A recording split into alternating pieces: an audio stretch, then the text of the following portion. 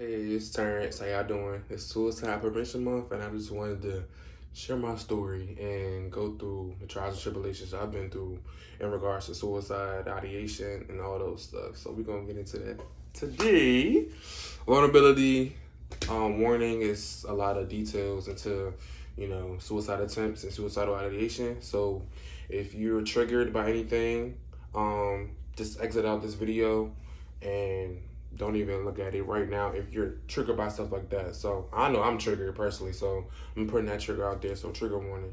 I'm going into some details, just sharing my story. Ooh, it's scary. Get into it. So let's get into like a backstory of mental health, because I'm a social work major in college right now. I'm a senior, and I got into mental health because I felt like it was always a niche for me. I was always told I bring a ray of good energy all the time, and I just feel like it was just natural for me and organic for me to just help others and just be a helper, which is social work. So yeah, that's a little bit a backstory of why I wanted to major in that social work. And mental health, my life, I've seen my family go through it, siblings, and I just learned from picking up learned behavior from studying it and just learning from myself and learning from my journey of how to deal with mental health and how to use your coping skills and all that stuff and just learn what mental health is. And mental health is wealth. Mental health is your health. And you can't just ignore it. It's like physical health. So you have to stay in shape. Like, you gotta drink water every day. You have to fill your mind with positive thoughts every day. It's a therapy when I was younger with my brother because we used to fight a lot. And I got introduced to journaling at a young age. I don't think I really liked to journal that much when I was younger. Now I do. I do voice memos for my journaling now. So like I speak into, the app on the iPhone where you do voice memos and just hear myself back after I finish the session on the voice memo. So that's my kind of way of journaling now. I journal written sometimes, but not really. But yeah, the voice memos really helped me to hear my voice and just to not even think about writing the right words to say. Journaling can be hard, so that's kind of where I went to, doing the voice. Never for like mental health. I was never really depressed. Maybe stuff my parents was going through later in high school, I had to like talk through with the therapist as well. So middle of high school was the brink of my therapy. And my recent therapy was after those suicide attempts, an attempted attempt. Hard to find a good therapist, I feel like. Like, I found a good therapist through my insurance. They randomly called me after, I'm gonna get into that later, but after I left the facility for suicidal ideation. And she was like, yeah, this is such and such. Just here to check in with you after you leaving your facility and stuff like that. She was a black lady. And for a couple months, she just called me on the phone and I just can just spill everything. She told me I had like circumstantial depression because I was going through things when I was playing a sport, football. In college, I played football for 2.5 years, and then I walked away from the team after I went into that facility because I was going through suicidal ideation and stuff like that and almost attempting suicide. So yeah, she called me and was basically just running through everything I was feeling after leaving the facility. And ever since then, we just not kicked it, but but I feel like we just hit it off. Like, it's those therapists and those black therapists that you just understand you. And she understood me, and I had to gradually tell her things about myself that I don't really tell a lot of people. And she was just open ears. And that's really all you need for therapy. So was the most recent therapy that I had. So I came to college, and in the freshman year, I was kind of like getting acclimated to college life, and I was playing football. I was recruited to this school for football, and I was like, I'm gonna do this, and I signed up for it and was ready for everything that come with it. But I didn't know later on at the end of my freshman year that I was gonna experience some weird feelings like anxiety, that I now know what it is, and depression. I was like, it's just growing pains. You're just getting acclimated to a new, you know, school and a new situation. I felt like I wanted to cry, but the learned behavior in me saying Oh, when I was younger, it's nothing to cry about. Like, I was kind of gaslighting myself and saying, why do I need to cry? Like, there's no need for me to cry right now. But I needed to let those tears out. And those tears came on along later in my journey. So that was the start of it. That was the end of my freshman year. And it was still the season of football and stuff like that. So sophomore year came, COVID came. COVID was a big change for everybody, and that kind of played into my mental health as well. So COVID came, sophomore year came, we came back on campus for sports and activities and stuff like that. I went through the motions of, playing college athletics and college football. And they told me when I was a freshman in high school that college was gonna be fun, this and that, but college football was gonna be a business. College football was gonna be something you wanna work towards, like it's a job. And I was ready for that, like a mini COVID season for football. And I think I did decent mentally. I didn't have too many ideations of suicide my sophomore year. I felt like sophomore year was really chill for me. And then I felt like we were getting pressure to do really well and still wasn't performing up to what I thought I could do. And always pressured from outside forces and essentially saying, oh, you're not good enough. Like, this is not acceptable. You know, football. If you play football, you know. So I was like, I had a tough wall. I accepted constructive criticism well. I did the best I could ever since Pop Warner. My football IQ, I always had to like study like it was school. Like, oh, I had to study the plays, study doing this. And my brain just didn't work like that.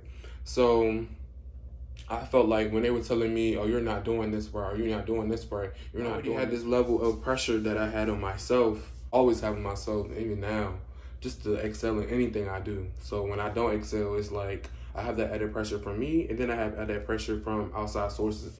The criticism was getting to me, and I know you need constructive criticism, but the way it was given out was affecting my mental health. And I didn't know that until after I went to the facility that I'm going to talk about later. And I'm already having this mental notion in my head that, oh, I'm not doing as well as I think I can do. But looking back on it, I feel like I did the best I could, and I worked really hard. I thought I had this wall up. I felt like I had a good set of my emotions during that time, and I was like taking it. I was like, okay. I felt like my mental health was so in the drain. I was just focusing on showing up. And for that sport, you can't just show up. You can't fake it. You have to be all in. And I was mentally checked out. It was one game that we had to fly out for.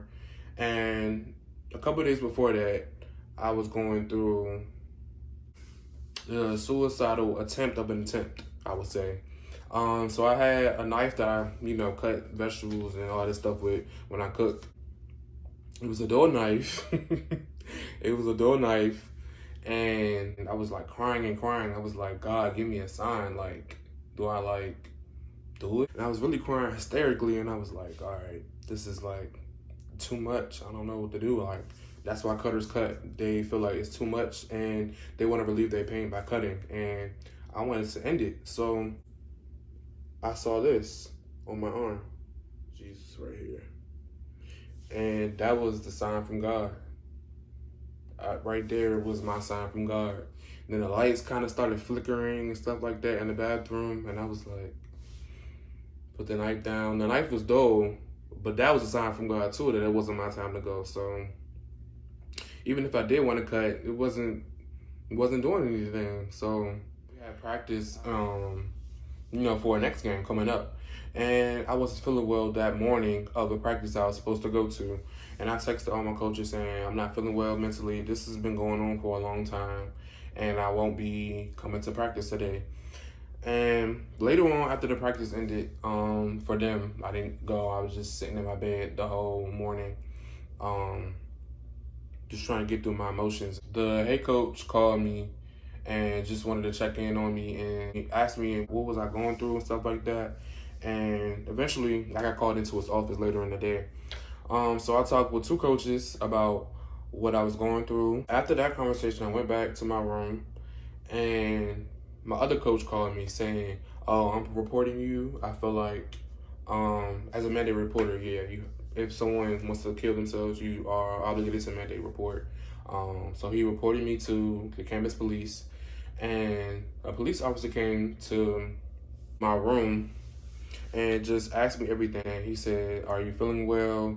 And I'm like, "No." He was like, "What's going on?" And I was like, "I wanted to commit suicide, and I was attempting to commit suicide and stuff like that." He was like, "How?"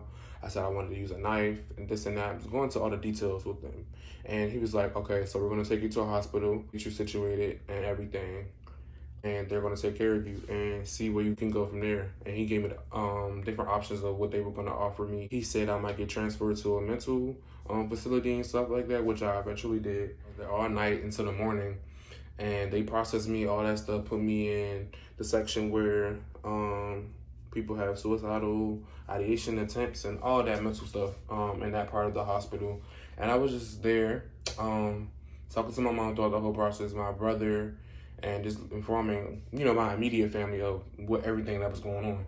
So in the morning, they transferred me to this mental health center.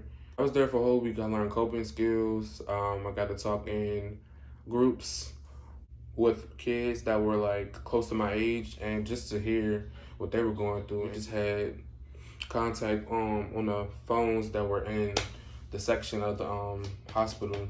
I had no phone. I had no outside social media, anything. I wasn't looking at anything during that time. I had a journal they gave us, folders with different stuff I can draw and do arts and crafts and stuff on if I got bored throughout the nighttime when we were supposed to be going to sleep. And I just had my thoughts, and I wrote in that journal every day of the week my feelings and everything that I was going through when I was in the facility. The facility wasn't like a psych ward. It was not manic people. I would say on my floor, it was just kids my age that were going through suicidal ideation and different problems. So it was nothing crazy. But I felt like I was there for a week, but I felt like I was there for like a month. And I was like, the last day I was like itching to get out. I was like, okay, I'm really about to go insane if I stay here another day. So y'all gotta let me out of here. So they let me out, gave me my release papers after that week. And my mom came and picked me up, and we just talked and stuff.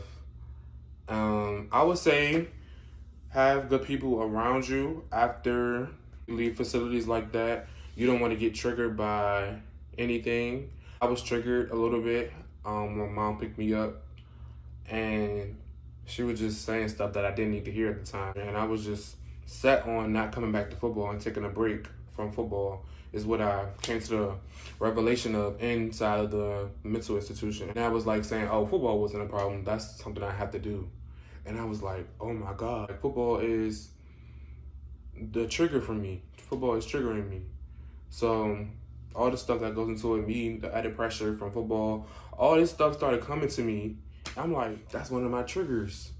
And the psychiatrist there was like, yeah, if that's one of your triggers, I feel like you can either take a break, leave the team. Came back to campus, saw different people, had a conversation with my coach, and just told him I felt like I need to take a break. So a couple months went by. I was adding all the coping skills I use. I was just going through regular school life, just going to classes and not going to practices. And I wasn't triggered by football, but I also had those other triggers that I had to learn that I had. So I had one more feeling of suicidal ideation and attempt. That usually happens after you leave the facility because you're just still fresh. It's still fresh in your brain. I was going to use pills this time. I was like trying to pop a lot of pills. I called my brother, and he kind of talked me off the ledge. This was a couple weeks after I left the facility. So yeah, I kind of went through that kind of relapse, you could say. But other than that, I just started incorporating my coping skills, my meditation, my journaling, and praying to God and talking to people, my family mostly, and people that went through what I went through, that I came to know after leaving the facilities. I left in the middle of the season, and so the season ended, and the coach called me to his office, and I just said, I really have no desire to come back. This is something that I do not want to do any longer, and I withdrew from the team. I haven't had any suicidal attempt, suicidal ideation. from then on. Every time I think back to that time period in my life last year, it's just always like God got me through that. And I always got kind of tear up.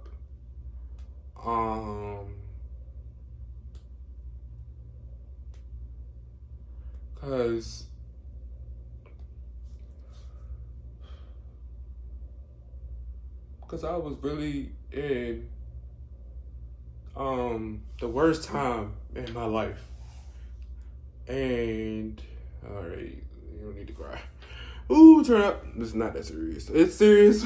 See, you get the gaslight yourself and saying it's not serious, but it is, and it was, and it always is. Himself is always serious, but that time, God got me through that. My family got me through that. Myself got me through that. I'm so proud of myself for going through that and getting through that toughest time in my life.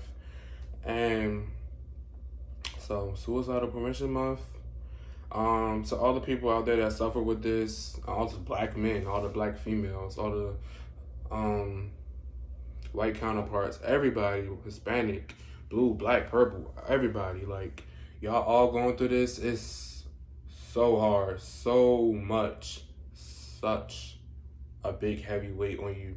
And I got through it, so it's cliche, but I got through it, and I'm always still getting through it. But you can get through it too. And I was never the one to like feel like I had to tell my story on like a video or whatever, but it just felt my spirit. So might as well talk about my story. And it's always hard talking about this. Like, I always talk about it with certain people that I feel like I can talk about it too. And I always just think back, like, God really got me through. Like, Jesus, like, got me.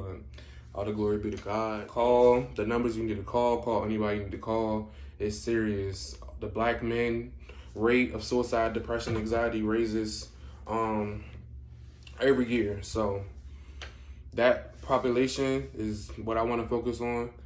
And yeah, we just gotta just know mental health is wealth. Mental health can make or break you. Your mental health is so important, and it's been important and vital for me. I pray over all the people that suffer through suicide and everything that goes into that, and everyone that has added pressures and triggers and all that stuff. And I just know that you can get through it because I got through it. And yes, that is the end of this video. It was a lot, I know, and this is new, and I'm being vulnerable, so this is crazy. But yeah, that's the end of my video. And I always find a reason to smile after I always think about those things. And I'm like, dang, I really got through that. I say that all the time after I think about what I went through last year. And still ongoing.